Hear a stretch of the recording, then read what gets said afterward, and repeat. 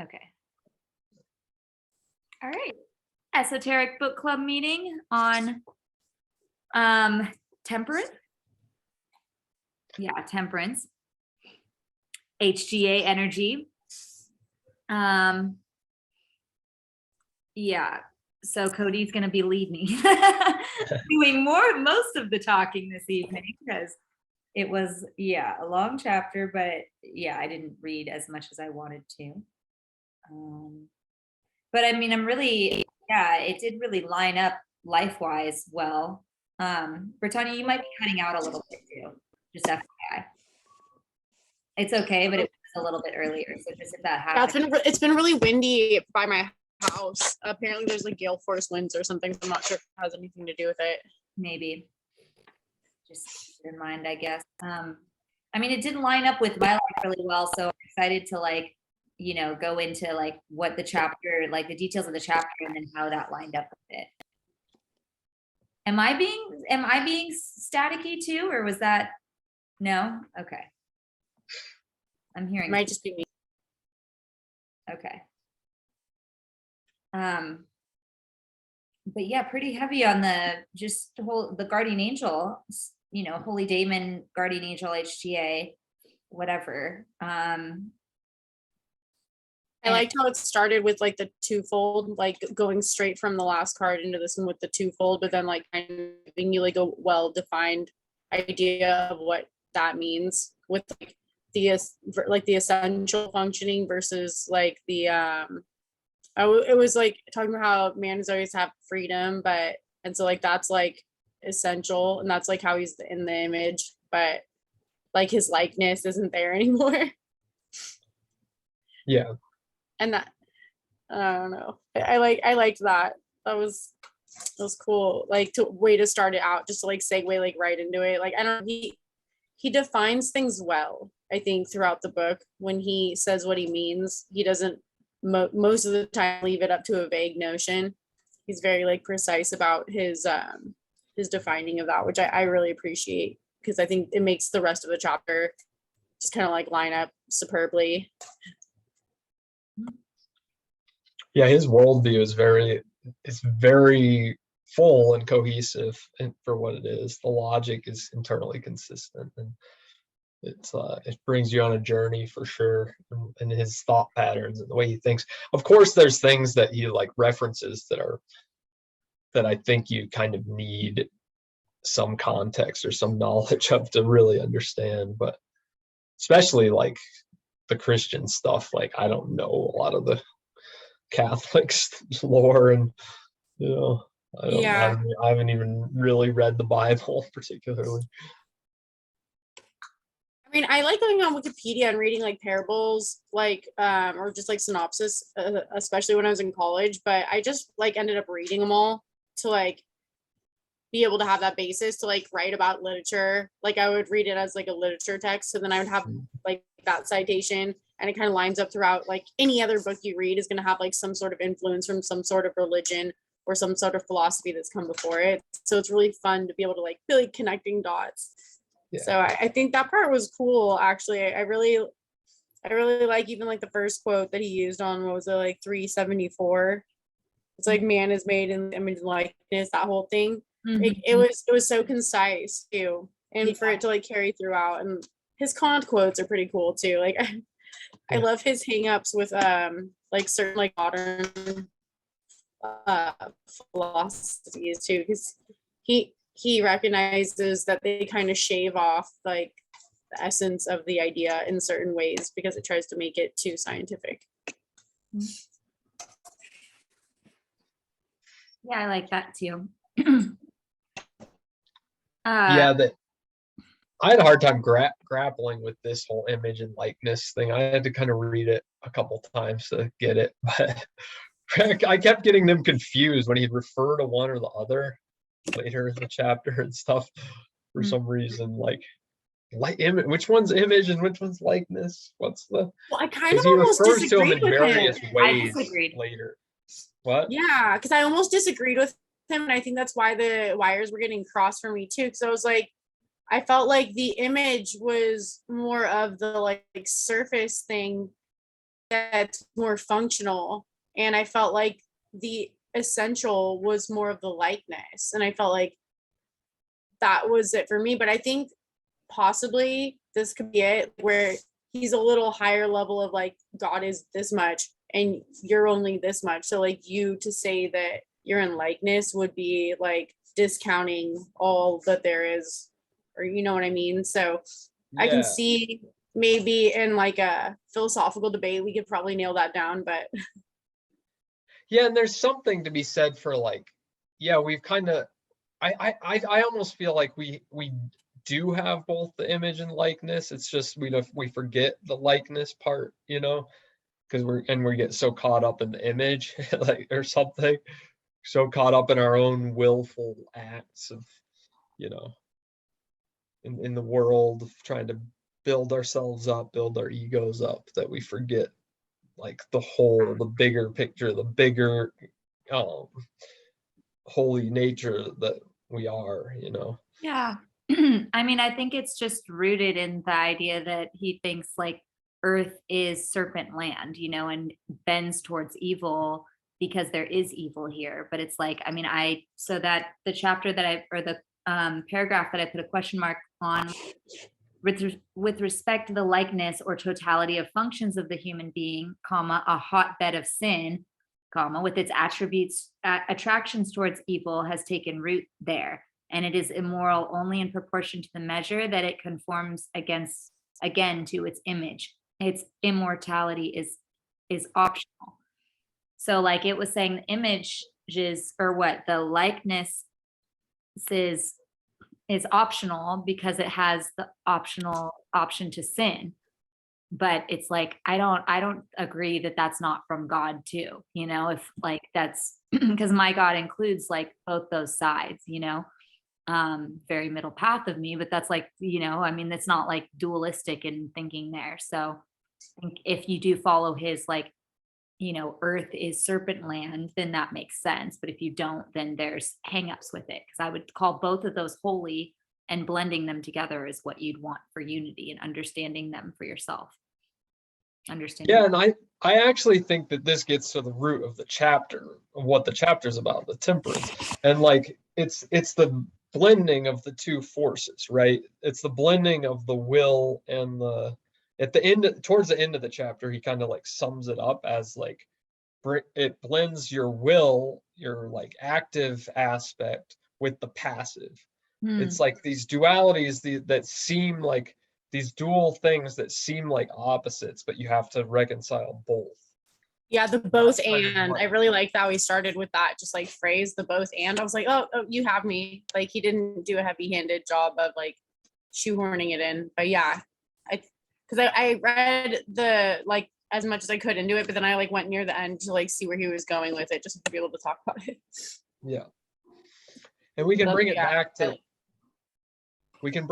to earlier in the chapter when he talks about the functions of the guardian angel, Yeah. because the guardian angel is there to like keep us, in his words, like to keep us from being totally succumb to the hotbed of sin if we call upon the guardian angel, you know, if we allow the guardian angel in, you know, that's the thing. So we have to like, the idea is like setting our sights, using our will to set our sights a little higher.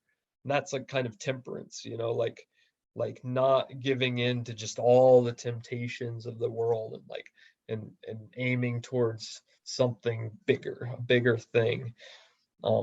But yeah, So like I was looking tempted forward, to looking digress. up. What's that? Yeah, it's like looking up to the vertical, and like looking up towards that holy guardian angel. And I think it's worth noting here, like that the temperance card is in the tree of life is the path between Yesod and Tifereth, Oh, nice. right in the middle pillar. Cool.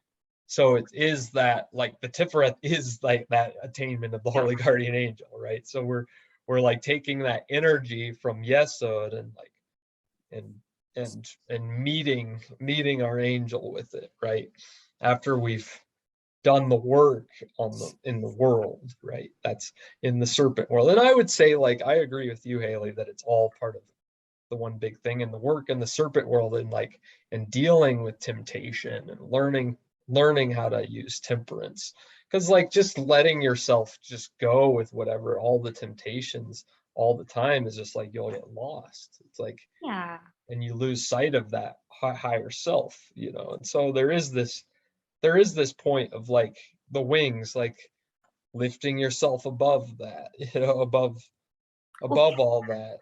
Like calibrating yourself to the frequency that you want to reside in. Like, I mean, at least when, so I guess how this relates. So it's so cool because, so I did Ouija board with my friend on Halloween, which is like, you know, trippy, but we only called in our guardian angels, you know? So it was like just speaking to that. And it was so interesting. I mean, because her perspective was, it was more of like a divination tool, and it is, you know, it is a divination tool, but like not really, like she doesn't believe in ghosts and stuff. So like, she's like, there's not, you know, that just isn't going to exist there. But I was like, well, I mean, let's just like not call in everything, you know, it's Halloween too. So I'm like, why don't we just call in guardian angel energy? And like, yeah, it did feel like, I mean, from what I've like, you know, just like seen or like, you know, understood about guardian energy, it felt like a calibration level. Like mine was coming through super strong, and like the messages were really clear, and like stuff I need to like look up actually. And it was like, it wasn't it was like speaking Enochian. Like, I'm like, are you speaking another language? Like, you know, cause it kept doing like weird letters. And I'm like, I don't think this is like, because some of them would be like, and its main message was love though. And then that was like Tiferet energy. And that's what I was explaining to my friends. That's why I like fit in to talk about it here, I guess, was like, what do you want us to know, was like one of our questions. And it was like, like it spelt out clear. Like one of the few words that like actually spelt out really clear was like love. So that was really nice. Just like love. And then it was like, well, love for ourselves. And it was like, yes. So, that was cool just to like understand like how, yeah, like that mother, because it was saying like a mother defending their child, you know, like it felt like that type of love kind of. Yeah, so that's where guarding, supporting, protecting, and contacting guardian angels are the defenders, the advocates of man before divine justice. It also feels like it's less about like the sin around it, like, and it's more like you calibrating to what you want in your field. And like the guardian angel, like, I mean, I view it now as just like in your auric space, like things have to pass through that before it gets to you and before you get to the outside world. So you're calibrating like through this like being or thing, you know, you could describe it as a being or like whatever, you know, however people do. I mean, I don't know. I haven't reached contact yet. It said I might reach contact though in my lifetime. It was like, yes, you will. So, well, that's cool. But, you know, it feels like it would be just like that, like something like a blanket of energy that would like direct and like guard, but also like filter. So if you want evil to come in, like it would be like just filtering that, like, I guess before it gets to you. I don't know what that would look like, but that'd be an interesting thing, you know? Yeah, that's interesting. Yeah, I think, and I like what I mean, maybe this relates, but like that quote was great, because advocate against the wrath of God. He doesn't use the wrath of God because his God is a loving God, but like the, you know, advocate for humanity. And that kind of brings it down to like, yeah, we do sin, like we do suffer, we do create suffering, we do things that aren't so good for ourselves or for others, you know. And like, and the guardian angel like sees it all, like conceivably, and then like advocates for us, like, you know, they tried their best. I don't know, I like that idea. And maybe the more we like invite, and the guardian angel is like, is there, I think is there whether we know it or not, in some sense, at some level. But like, but it kind of like, it like he says, it's hands off for our will, like it won't affect our free will. Like that's Hmm. part of its function is like it won't actually intercede in our free will. And I think that was a really interesting point. Yeah, I was like was 378 where it's like it's only when a human being has a need for it that it shows up, and it wants that creative activity, like room to like be creative in its activity to help you in that sense too. Yeah. Yeah. I think last time we asked what our gods were, right? I don't know, but that question came up once, like, who are your gods, you know? And like, yeah, creation, I think is like a cool one, or like the creative force, not like creation, but like the drive to create things. I think I've said that before, but that's like cool. Yeah. Like, give me the space, like give the guardian angel space to create things. That's kind of what it's saying, right? Yeah, and I think that fits with Oh, nice. this Is that one. the temperance card or the art? Yeah, this is art. This Art. is art. Oh, Yeah. It's blurry. which is the Anyway. same. So art is temperance in the Thoth deck, right? Yeah. Which that makes sense from Yesod to Tiferet, that path. Yeah. Like art would, yeah, bring heart energy into, yeah, I mean, that makes sense. Would be like the conduit there, or the whatever. The creativity. Yeah, and later in the chapter he talks about it's the card for inspiration. He talks about inspiration, intuition, and what's the third one? Vision. So you have like those are three mystical experiences. And the vision is, and it's blood, sweat, and tears. So the vision is I believe the vision is sweat, and then the blood is the intuition, because that's when that's the full alchemical transformation of like the blood, and then the tears are the inspiration. And so, but inspiration is what happens when you when that contact happens, and it's like you're moved to tears.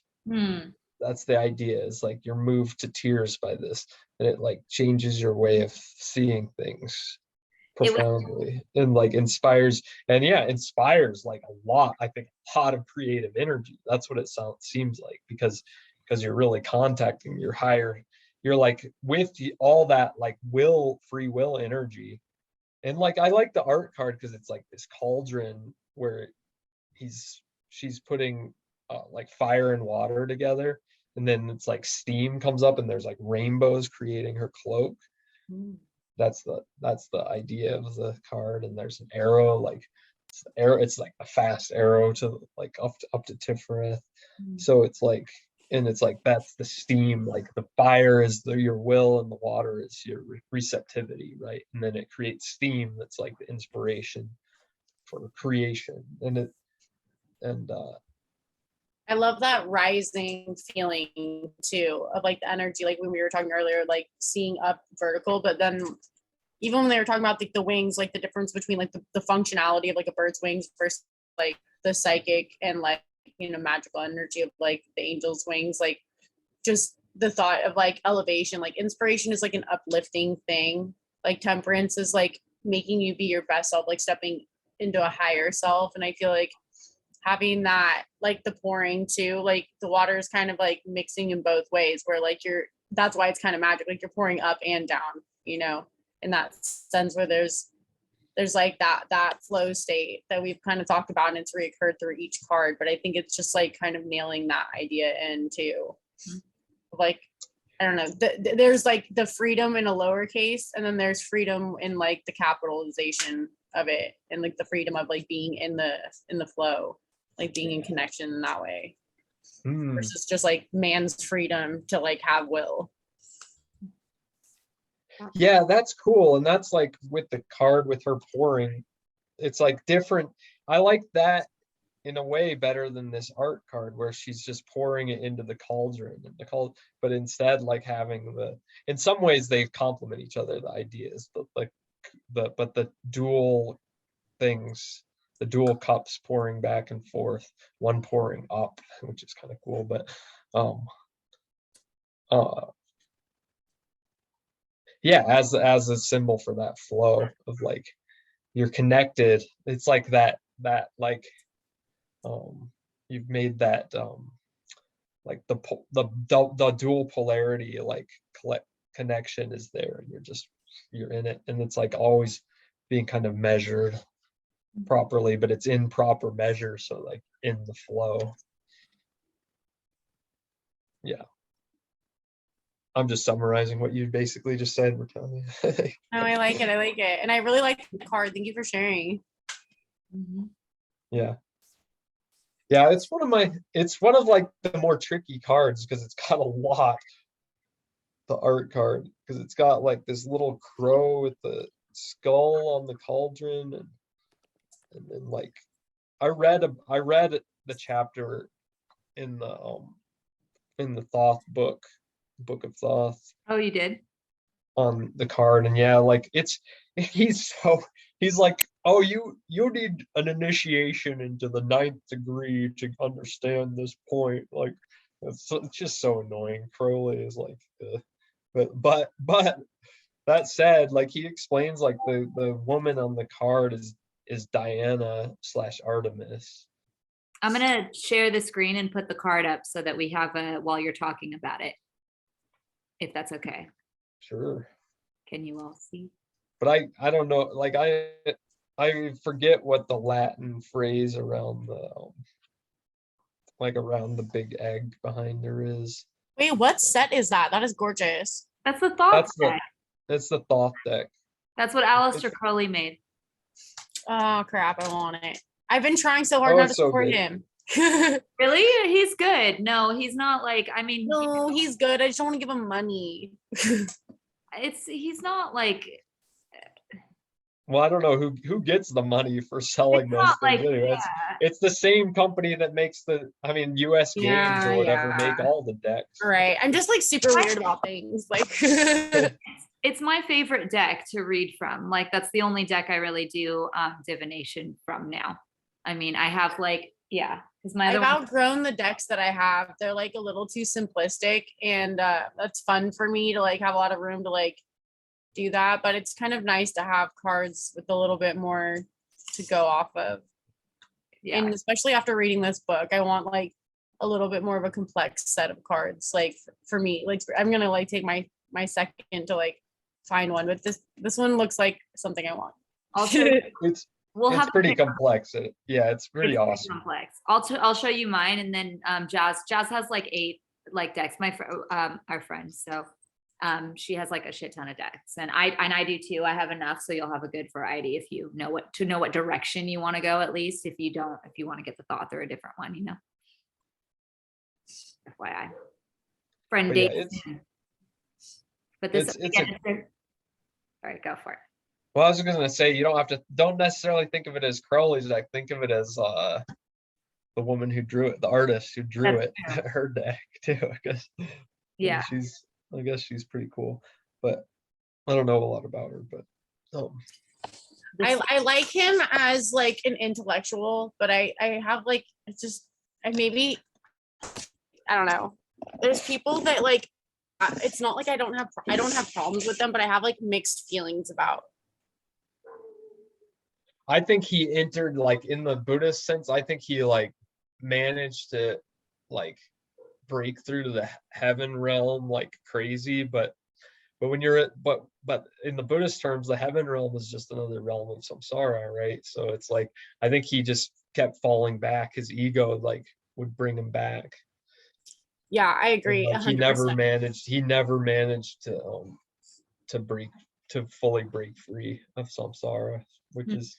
I honestly think there's gatekeepers and like I don't know if it's like energy or like spirits or whatever, but I think there's like gatekeepers for people like him to be like you're not allowed this far up until you like let go of this thing. That it's kind of like Anakin Skywalker, like how like Luke's like I don't want to train him anymore. Like you know what I mean? Yeah. it was like I felt like that a lot about him, so that's why I'm like very cautious with like how because I like reading his ideas. Like I don't even think I've gone so far as to read a whole book, which I do regret a little bit. You know, I feel like I should be a little bit chiller with things now that I have like a better grasp on things. But I think when I was younger, I was trying to like protect myself from like, if I read that when I'm younger, I would have been like, oh my God, this. And I would have been like very too much into it. And his ego probably would have been perfectly flamboyant for my 19-year-old self. So Yeah. glad I was like, Yeah, there's definitely a cult of personality with him, and like in his brilliance, like he's absolutely brilliant, but oh yeah. he's incredibly deluded. You know, there's so much delusion in his writings that it's hard to sift That's through, what my right? problem is. Okay, thank you. That's it. Because Yeah. I think, especially after like studying psychology, it was really hard not to see that part of it. And it's hard to splice that or like separate that from the actual ideas because they're so intertwined. And he's so matter of fact about things that you either believe what he says or you don't. Yeah. And I mean, he maintains a certain internal logic within his system too, because he is brilliant at that. But like, that's what can cause so much delusion, is that you're like, you have this incredibly airtight, like really complex logic that you've created, and you think like you can't get out of it. You think it's absolute and that absolute truth. And like, if any part of that is like assailed by any sort of counter argument that, or like any, you know, how logic, you know, if there's any part of it that doesn't hold up to certain scrutiny, like the whole thing falls apart. Yeah. And that's really frustrating. But that's the problem with any kind of, and I think like I see that in this Meditations on the Tarot book too. It's like he has his logic, but it doesn't necessarily hold up to certain, like if you discount any of his postulations, a lot of it just falls apart. Yeah, that's what yeah, exactly. Like you either leave it all or nothing kind of thing. But like, yeah, I'm glad to put it that way. Yes. But at the same time, it's like, why not entertain the ideas? And that's what's fun about this stuff for me. Yeah. I still now like I'm old enough to read it. the logic. But having read like Cutting Through Spiritual Materialism, Trungpa like does a really good job basically like calling out the delusions of all these kinds of things. Nice. And you know, Trungpa had his own delusions as well. I'm sure he was well aware of them, but We might want to read that next. yeah, Just FYI. I think it's brilliant and really important. Because we keep talking about it, it's really important, and I need to be forced to Mhm. read those type of books. Yeah. Yeah, let's do it. But down? we're only half. Yeah. I'm reading like We're 3 more than books halfway. right now. I do a rotation of like several books, so it helps me read this book to have other books, or like to have one lined up behind it. It makes me want to read it more. Like this book, get through this one. You know what I mean? Like it motivates me to read more if I have another book already. Can I stop sharing this, or did you want to describe any aspect of the thought card anymore? You can stop sharing the card. Yeah. Just because I don't know what's going on the recording or not. Well, what did you guys think about like the talking about like the problem of like fluids and like angel being, what was it? It was on like 385, where it's like the guardian angel therefore watches over the functionings of the system of spiritual, psychic, corporeal circulation, i.e. the health, the life of the whole human being. And it talks about like the threefold body. Again, it brings that back in. Like that was interesting. Kind of like, I got like spiritual science, where it's like using spiritual terms, but like in a scientific way, where it's like the circulation or like the functioning of like a healthy, you know, organism, human is like revealed in that way. I don't know. It's kind of fun. I mean, yeah, that's cool. It's like and then he brings in the active centers, like chakras. You know, I don't know. Kind of got me there. Yeah, like right. That. He mentions that so briefly in this chapter. I know, He just says but I like, caught it. it would have been cool to like get more of that. It reminds me of like, this card reminds me of like a lot of like Taoist practice where you like, especially when with like in the context of the art card, but in the context of like joining opposites, like the yin yang correlation there. And like in like Taoist practices, you're like generating energy in your like core, right? In the core of Yesod, basically, like or around where like, and then that, and they're like the idea is like generating steam, it's like fire and water and then steam, and the steam like rises up and cleanses your spirit, basically. It's like a purification, and then you're like open to the Tao, like that's kind of like basically it's a basic idea. And I think that's really cool. And that is exactly like, yeah, moderating the fluids, like the energies that we have, like the passive and the active, and bringing them together in like this alchemical process where it creates Well, I liked how the last card was like electrical, and now this one's more of like the fluid notion, but within that interaction of like systems too. I don't know. It kind of creates almost like a visualization of just like energy maps, like have you seen the like energy map where like you see like the nerves, and then you'll see like like chakra maps or like energy maps like on the bodies and stuff. They have like them online. They're cool. yeah. But Like I kind of feel like more of like a spiritual one like that, where it's like, I don't know, it's cool. It's cool to imagine. Yeah, it's like blending, it's like bringing, and was it in this chapter? Oh, shit, now I'm getting them mixed up, the Crowley book, but it's reminding me, I think it's in the Thoth. We won't know anyway, so. I know, yeah. Oh man.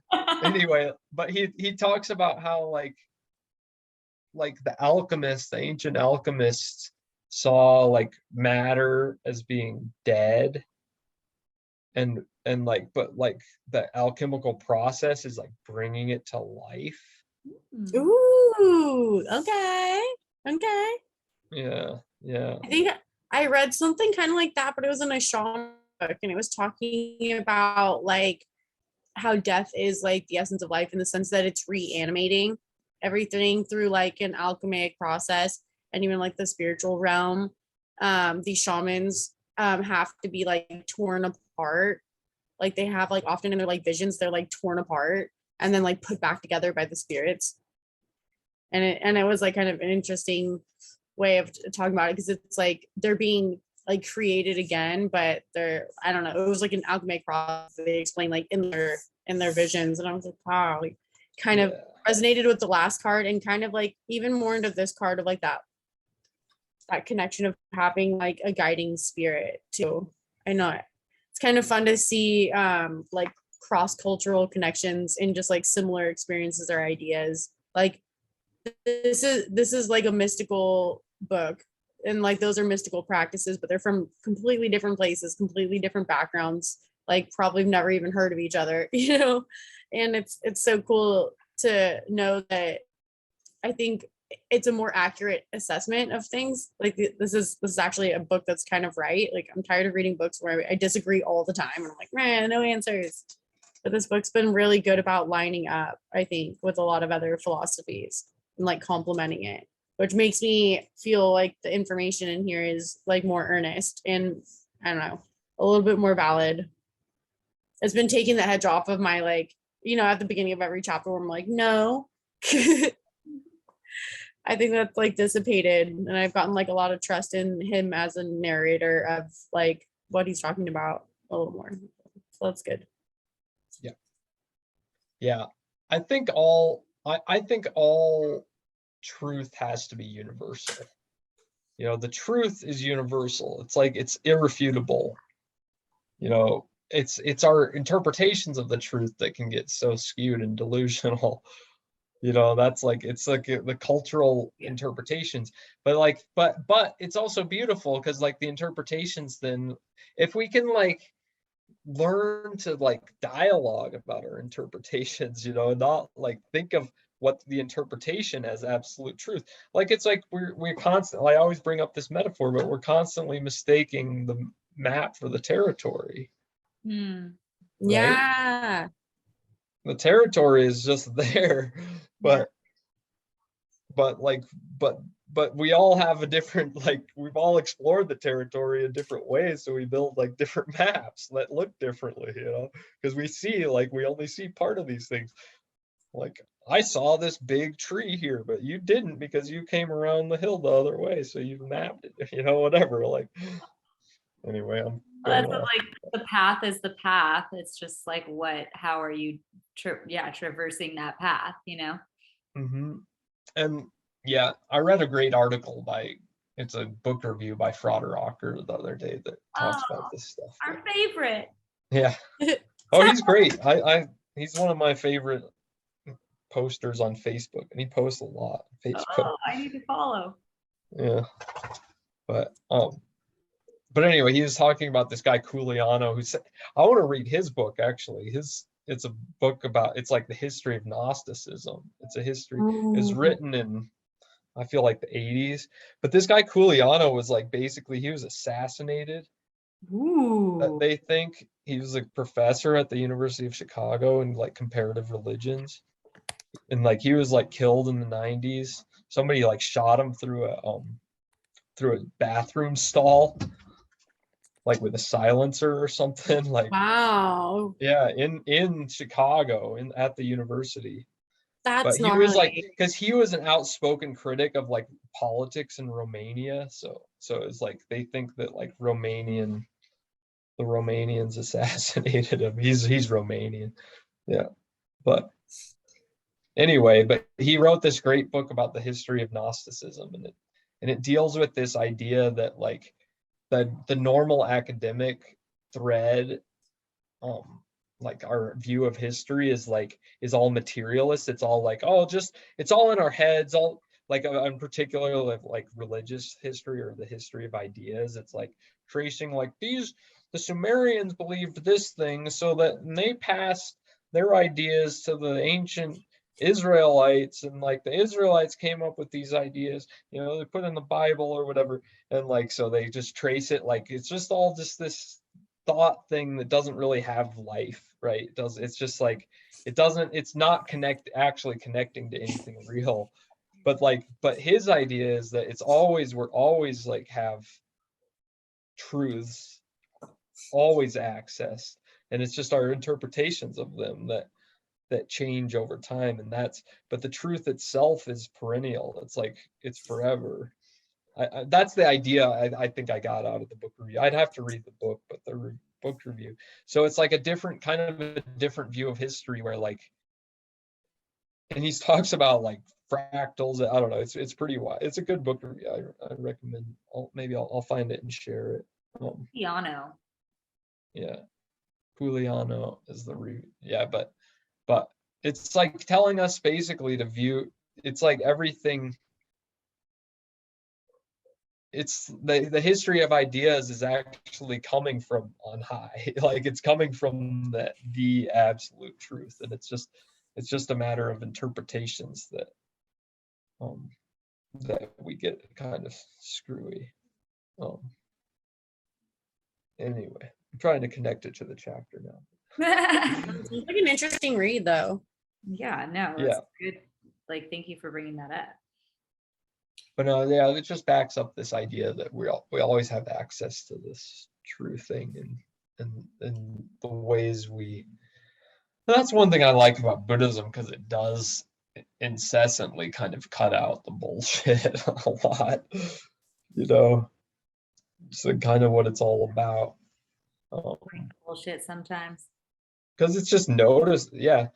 But like, you know, the bullshit is kind of like we can learn from it too, and that's really important as well. So it's like whatever our path is. But and what I like about this book is that he acknowledges that there's like really simple ways of being religious. I mean, the meditations on the tarot, he consistently does this through chapters. He's like, yeah, you know, you could just be a good Christian and just go to church and you're good. Like it doesn't, you don't, but like hermeticist like has to know, like has to study these things and figure it out. It's like a calling, and for Well, whatever reason.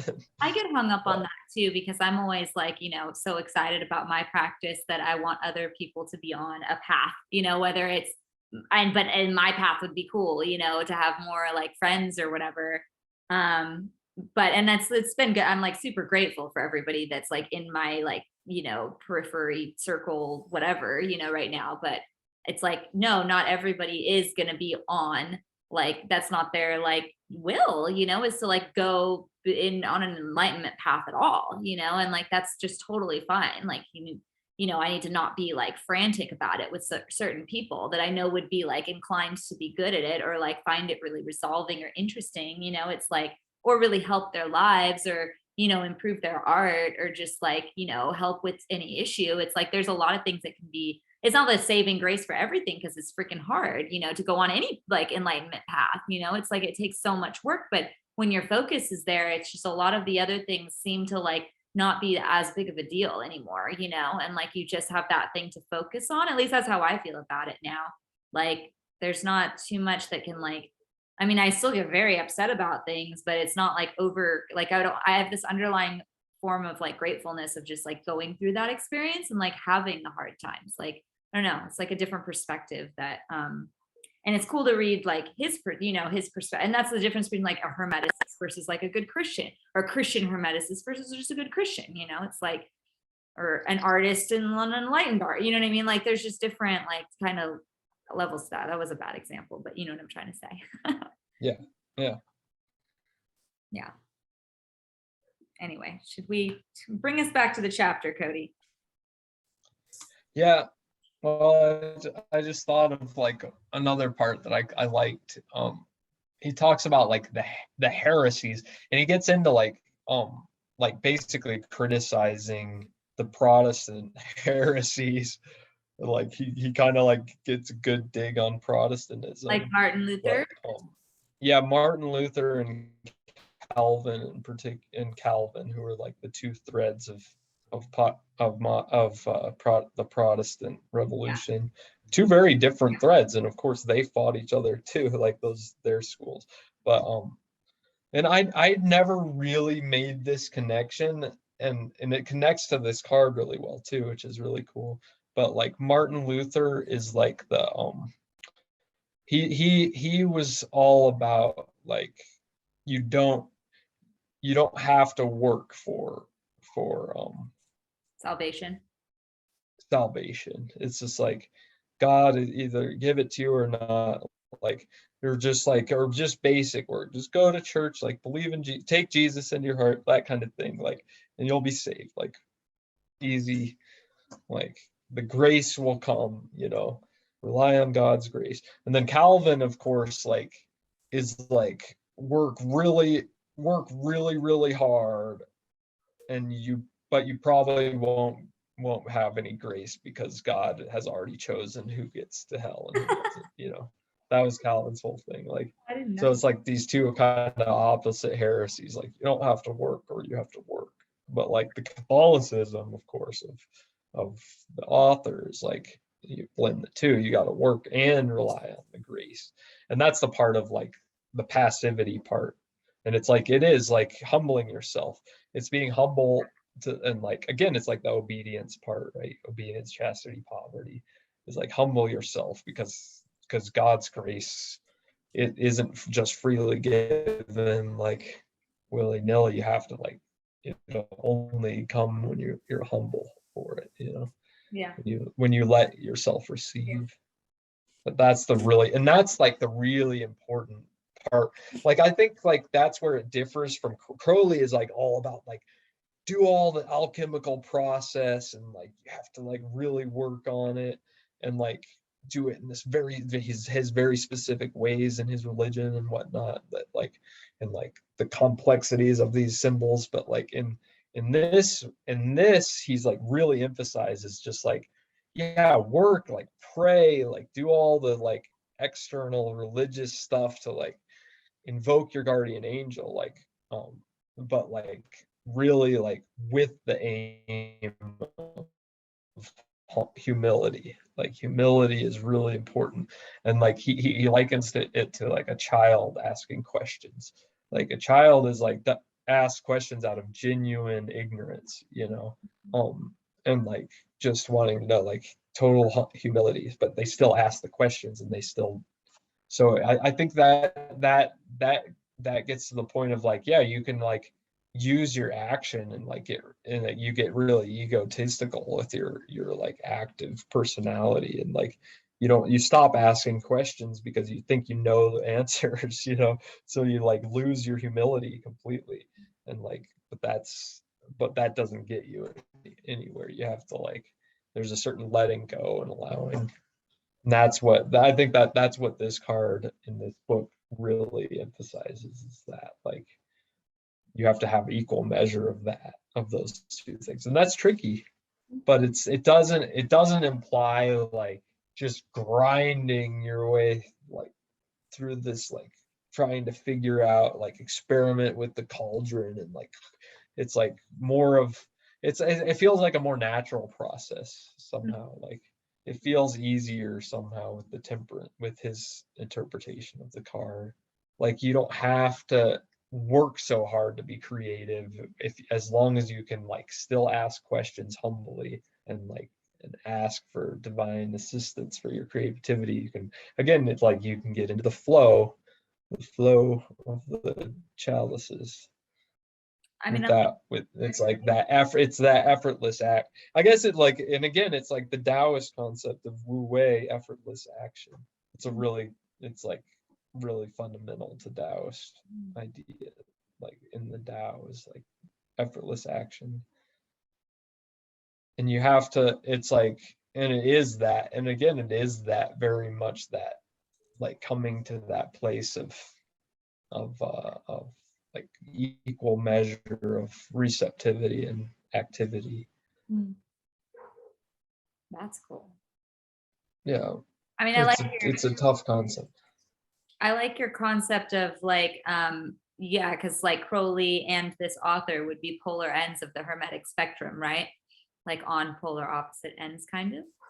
So that was interesting to think about, and just like how you're right. Like I guess Crowley in this example would be more of a Calvinist with like do work all the time, you know, like you wake up and you do all of these rituals. And like I don't know what type, I mean, he hasn't really said any rituals other than praying like in this whole book, right? I mean, but this Right. isn't a ritual book, so like I don't know how he practiced, you know, other than like normal Catholic things. But I mean, in normal Catholic things aren't really, there's not that much to it all the time, right? I mean, I guess monk life has probably a lot more like intricacies, but it doesn't sound like this Yeah. person's a monk, right? No, he's not a monk. Not a monk. So, He's an academic. I mean, it'd be interesting to see like what his practice looks like, but I'm assuming it's like the normal Catholic ones plus praying a lot, you know, and like maybe doing like some like minor hermetic kind of ritual space. But I mean, Crowley's are Yeah. like gnarly, you know, Yeah. which is great. I mean, they're Golden Dawn inspired, and I love part of that. I love you know, Resh. Like Resh is amazing, you know, and like there's some really gems in the whole book of just like book 4, whatever, Liber 4. Like it's Yeah. really cool ones in there. But and in comparison to Golden Dawn, there's cool, you know, it's like interesting takes on things. But Yeah. it's a lot. I've been doing middle pillar every day. Every day. It's been pretty interesting. Yeah. How's it? Yeah, how's that? Well, I've been doing a working, actually, a path working. Just the middle, just the middle path, from Malkuth to Yesod, Nice. with the world card and the whole deal, invoking Saturn. And it's like Saturn is severe, man. Like I've been getting that. Like it's pretty awesome and pretty hard. It's been hard, like Informational. really confronting like my like ego problem, my ego issues, and like, yeah, and like not doing enough and being really severe on myself for not doing enough to like get better, you know, and just noticing those patterns like a lot more. And yeah, Was Saturn It's the been planet? cool. Saturn was the planet Aker was working with in Holy Daemon, right? Yeah. Hmm. So that's Which interesting. I think is interesting. It is Yeah. interesting. But I don't know. and I guess I can bring it that back to the book a little bit, is like I like that whole idea. That is kind of like, and I've been thinking about this as like that lower triangle of the tree of life is the triangle of personality of the ego, Yesod, Hod, and Netzach. And like, and then like of course, so like with doing that pillar, that middle pillar, you're kind of just like going straight like earth to the Yesod, and like, yeah, you kind of have to have some idea of the two other ones to like, I think, to really do good job for that path work. But you're like still in that, you're like coming straight to that middle Yeah. point. And I will do the other paths, I think, because I like doing this path Yeah, for working. sure. But Sounds interesting. but it's like it is this like dealing with these foundations of your ego, like and having ego strength before, and like have and being able to like live in the world pretty well, like have some of that alchemical mastery of the four elements and whatnot, and like before really like reaching for the guardian angel, like having a good foundation is really, and yes, so it is foundation, right? Yeah. So having the foundation is really, I think, really pretty important, because you can get, once you start like lifting it, when you lift yourself to Tiferet, that's the classic thing is that you become unmoored, like and again, it's like you can become unmoored in What? reality and Bored? delusional, unmoored, like Unbored. unmoored, yeah, Unmoored. Oh, yeah, unmoored. I don't know that word. Like a boat is like moored. It's got like an anchor. It's like clipped to like a buoy. But then like you're unmoored. You're just like floating adrift. Oh. Mhm. Learned a word. Yeah, and that's a classic spiritual problem, and Unhinged. so yeah, and it relates again to like the ancient aliens, people like just totally convinced they're true, and whether or not whether or not they're true, they just think they are. No, I've had That's a the lot of problem. like what Black Mirror instances lately of like friends who definitely like have gone on that like on the magic woo woo path and are like 20 years of drugs later, and there's a little bit of fried action going on. It's hard to see. Mhm. I can just know that that's like somebody who Yeah. has a lot of knowledge in deep magic, but is like just not in touch with reality in that way. Yeah, yeah, I bet they don't function very well with like other people and in various ways, or with work or whatever kinds of the worldly stuff. Yeah, and You're that's, right. The yesod's the foundation for that type of working, right? yeah. Like to start being able, I mean, I definitely for my ritual plan, it was like element space, planet space, constellation, and then like doing tree work. But I mean, maybe that's a good idea to do it in tandem. That's interesting. We'll have to talk about what you're doing specifically at some point, if you don't mind. Yeah. Mhm. Yeah, I do it like pretty, I'm not like super hardcore, and I don't even look up like specific rituals. I just like to, I'll just invoke the various pieces, like, yeah, I'll talk to you later about that, but yeah. um I like to make it, again, I think I like this like kind of effortless action. Like I feel like too much effort is wasted effort sometimes, but so like I feel like I wanted to like put out there, but then like really allow to receive, like just kind of like, again, it's like questioning, like, is this Saturn? What if I invoke just this little invocation of Saturn? Will that, what can I receive from that? Like, Yeah. and then being receptive. But then trying to be receptive, and then just like not worrying if I don't really get it, Yeah. just Cool. watching. But How long are you going to stay in this space? but Or how I'm long? not sure yet. See, I don't have like a plan. I'm just kind of like, Love it. yeah, I feel like when it feels done, I'll I'll do something else, um but as it goes, it's pretty good. But but yeah, again, it's like I think that's part of temperance is like patience too, like allowing for the work to happen without like needing results right away, but still like inquiring, like I kind of want to see you, HGA, like, are you out there? No, Ouija board was Like, really cool. Like I actually would recommend it if it's like not, if you don't have like, if you feel comfortable in that type of space, like it was a lot more interesting as a divination tool than I thought it would be. In that way. So it was just really, and it was like fun. It was like Halloween, and it's like, oh, my angel's here, like, yeah. what do you have to say? It was like, who's angel? Haley's. It was like Haley's. Yes. H. Wow. Like, yeah, it was like Cool. jazz. No, it was like jazz is just jazz. Like just, it was like, oh man. Yeah, it's a good thing. I think it's a good thing on the hermetic path to like have that as like, yeah, the Tiferet, like your holy guardian angel. And I like how you brought it there, because that put it in my mind, like how I'm orienting it in my mind is like it's a good like signpost on like your journey, of like, but and then like it's so much bigger than that. So I'm not trying to but what I'm trying to say is like in middle path working, like the HGA should be like a major like landmark that like a hermeticist like probably like looks forward to, right? Like communion with your holy daemon, holy guardian angel. Like that's like a really like important like landmark so that you can do bigger workings to get to like Kether space, because that's before you pass the abyss, right? In between Tifereth and like the space in between Tifereth and Kether that's the Yeah. what's it called? Mat space, right? MAAT or The no? off. Doth. The off. Yeah.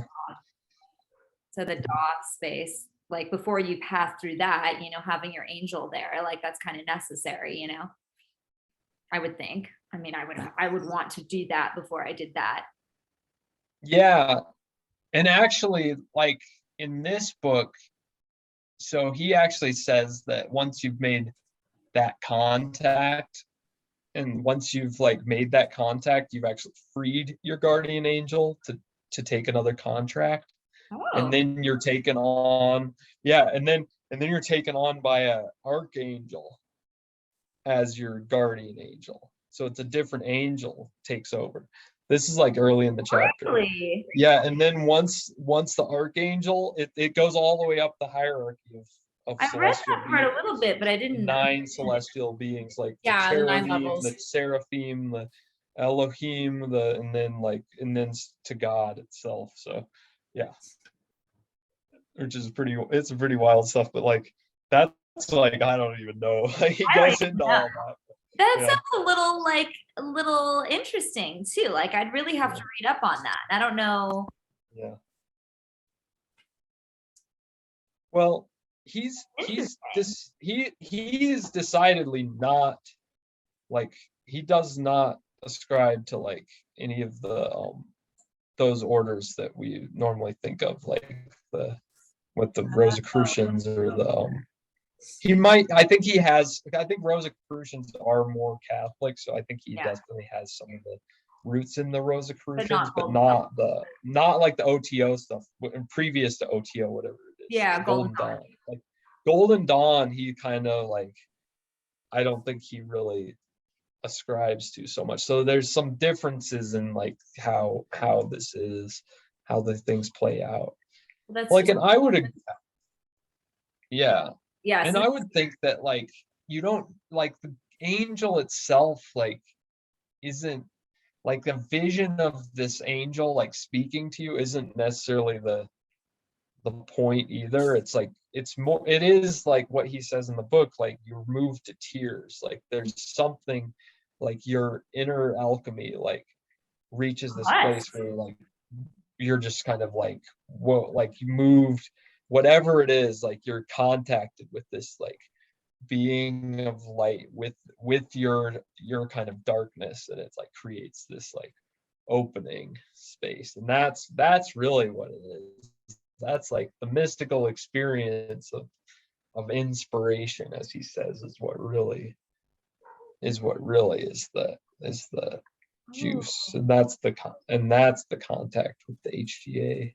What And a, it might take place as vision and other parts too, but he's like even separating, you have to have that inspiration point to know that You have to like empty, know, like pour if out. you to just be able to have the pour in. vision, Like you have to pour out some of just your the darkness for it to vision like is, pour in some of its inspiration. Kind of seems like that's like an alchemy in the way too, or like it's happening at the same time.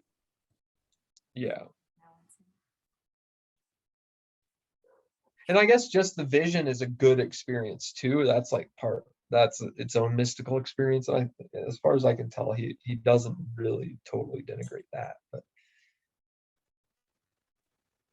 yeah, I think vision and intuition are, yeah, I mean, I get the three of those there. Like, I think that's a really good foundation to be able, but I like how you described it as like, I mean, what I pictured in my, like, was like how it would feel to have like a manifest, like physical experience of inspiration. Because inspiration kind of happens in astral, right? And like you get like joy from it, but I mean, just fully embodying inspiration would be like, like I think that's a really good like embodied inspiration, you know, would be like a good like way to describe communion probably, or the communion experience, yeah, you know. and it seems like that's how Frater Ocker Yeah. describes it too. In a lot, like it's just he just says is energized, like inspired all the time. You And know, like drained he's of in the all his flow. things and Yeah, filled with gold and flowers emitting from his pores, yeah. right? And he really, like, his writings are really beautiful. Like he there's definitely soul in there that you can tell he's like kind of made it, which is really pretty neat. And like seeing how he engages with Facebook people is cool too. Anyway, like, he doesn't argue. It's like he has this way of like respect, because people have like come on there and said some, and there's like some pretty intense, like Really? nasty views. Yeah, there was one thing. Oh yeah, he like I thought there was one thing he actually gave like a good review to the Lord of the Rings TV show, the recent one. Like he liked it, and people like got on there and like we're talking about how it's like bullshit woke politics, and like I don't know if you followed any of that, but that was like this conservative critique of the Lord of the Rings, because there's like black dwarves and black elves, and so they're like there shouldn't be black dwarves. You Oh know, my God. these people, it's like they're like pushing a woke agenda because they Oh included my God. black dwarves. Yeah, and like so people were like, actually these internet trolls, and they're probably magical people too, I imagine, if they're following Frater Ocker, but they're like coming on there and like, oh, what about this, blah blah blah. And he like didn't he like engaged it with like, I don't really understand, like he's like with curiosity and like not like malice or not trying to argue, just like, and he actually didn't engage some of it, but some of it like, but so yeah, I appreciated that. Yeah. And other people of course on there engaged with it. But if it's, yeah, but I was just impressed at him not even like building that tension. Yeah. I mean, it And feels again, I think that speaks to that temperance, you know. Mhm. Like balanced and kind of like you have a guidepost too to like how do I respond here? Like it's not just I mean, I don't know if it's like, you know, I don't know what their like the practice looks like of actually like being in communion with this thing, but it's like the same time, like it's like it feels like you would have some like buffer in between you and like reacting to something like that, you know, like your reactions would change because there's like, Yeah. yeah, a background of like intuition behind there. Yeah. Well, I see it as like, yeah, your reactions would, so you wouldn't get defensive. It's like you like lose that quality, like you lose the quality of like any kind of like, and like fear, you know, you're not afraid of what this person is saying. You're not like, and you're not getting like against their politics, like, oh, this is absurd politics. You're like meeting it with love, like, because that's Tiferet, you can only meet these things with love. Yeah. And compassion, and like, and that's not it's probably not to say that like you're not going to stand up to injustice because of that.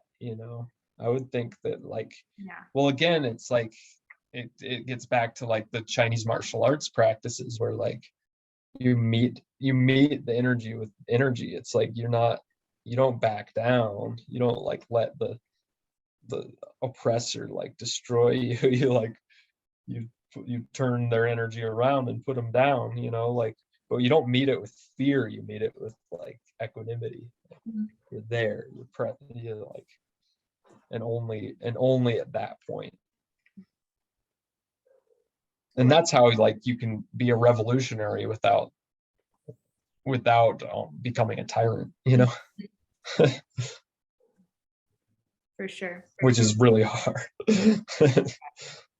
I mean, yeah, but yeah, that's the work, like connecting with that HGA, I think, like, should get you there, should get you to that point, I think.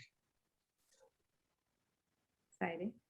Yeah, I mean, that's it's interesting because what Daniel said, like, Daniel gave the story once of like Jesus going down into hell to save the souls of hell while he was in the 3 days between the cross and the being raised again, right? Like he spent that time saving all the souls, that went to hell too, and using heart, like by using, I mean, and it's just interesting while we're talking about this, that story came to mind because it's like, I wonder if that's like what it kind of meant, like having the holy guardian angel there, or, I don't know if, I mean, Jesus's was, I guess, the Holy Spirit, right?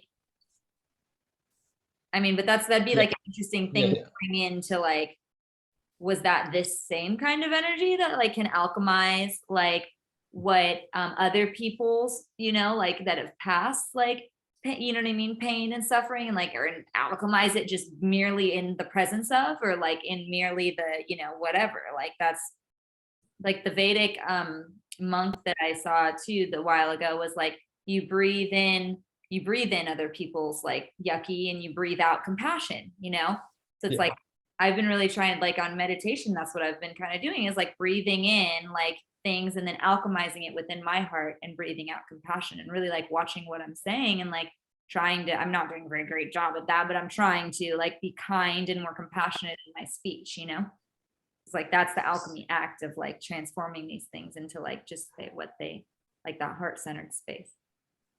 Yeah, reminds me of Kali too. Ooh. Kali. Wait, how? Kali eats the demon. Oh. Yeah, like, so that's, have you heard the myth of this one myth of Kali, where like there's this demon that is like, every time, what is it, like Vishnu like chops it with the sword, it like the piece that chopped off becomes another demon. So it's like Vishnu's trying to hack at this thing, but it just keeps it keeps expanding. So Vishnu created Kali to eat the demon, and she just eats it. She just eats the pieces and they disappear. That's so cool. I mean, I only know, one of them was a similar story, but it was what Kala Ratari, who's I think brought by like one of the gods of Kali or whatnot. And she opened up a wormhole and all of them got sucked into time. So it was like a time, like, whoop, it was all like blasted into like a freaking other dimension or something. Yeah. Into space and came out on the other side different, I don't know, but that's the god that I have that I like from.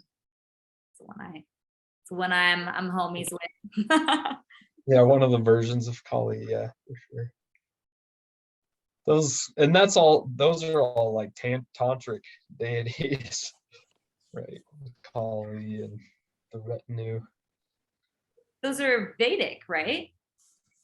Well, they might be in the Vedas, but they're like heavily in tantra. Oh.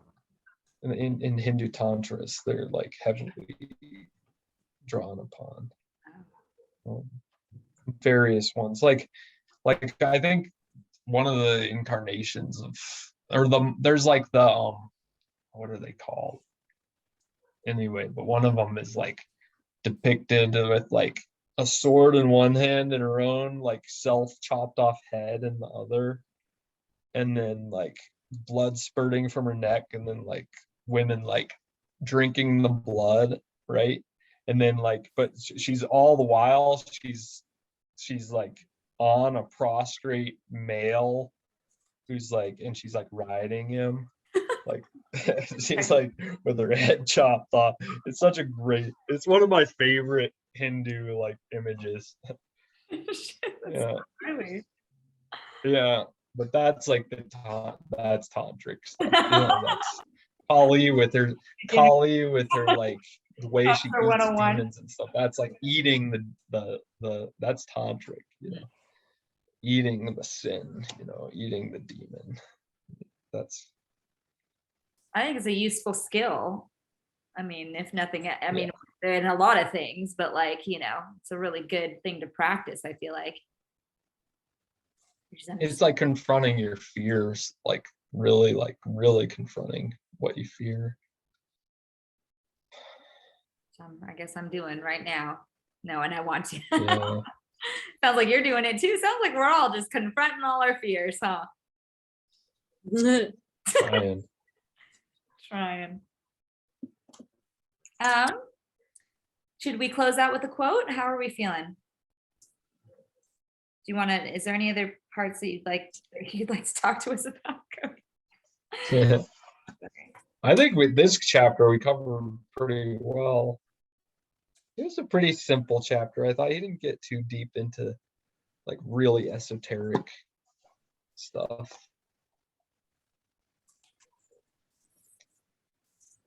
Pretty straightforward. Yeah.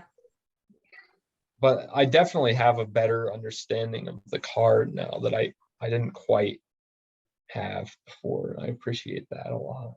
Well, I mean, our conversation around this, I felt was really important for me, understanding where the HGA orients itself in my path, or just like what type of, like what that like looks like a little bit. That's a little bit more clear for me now, for sure. So it was an important conversation to have, as usual. Yeah, me too. In particular. I'm trying to find a quote. I mean, I obviously have quotes from the beginning, but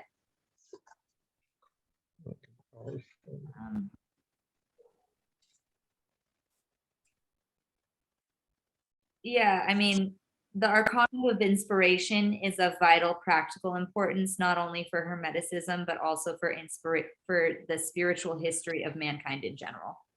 And I really do think that like the Arcanum of Inspiration is like a vital practice. And whether that's like in your tradition, communion with the Holy Guardian Angel, or like the Taoist, like effortless, what is it? Effortless effort? Effortless action. Effortless action.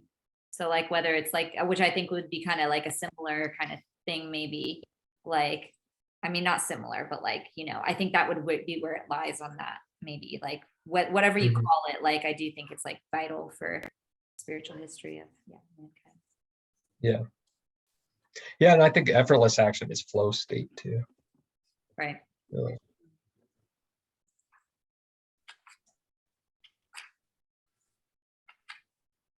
All right. Oh wait, could I just read the last paragraph? Yeah, I was the last page. Yeah, the last paragraph's pretty good for like, I think, summing it up. Nice. And what he talks about the Hermeticists. So the lot of Hermeticists differs from that of every human being only in that the former hunger and thirst for comprehensive knowledge of that which the latter simply undergo. Their lot does not bring any privilege with it. On the contrary, rather, it is an added duty with which the Hermeticists are charged. Notably, the inner duty to understand the totality of miracles and disasters, which is life and the world. This duty makes them appear presumptuous or childish in the eyes of the world. but it is the arcanum of inspiration, the arcanum of the winged entity pouring living water from one base into another, which renders them such as they are. Nice. That's a good one. Pretty good. All right. Stopping the recording.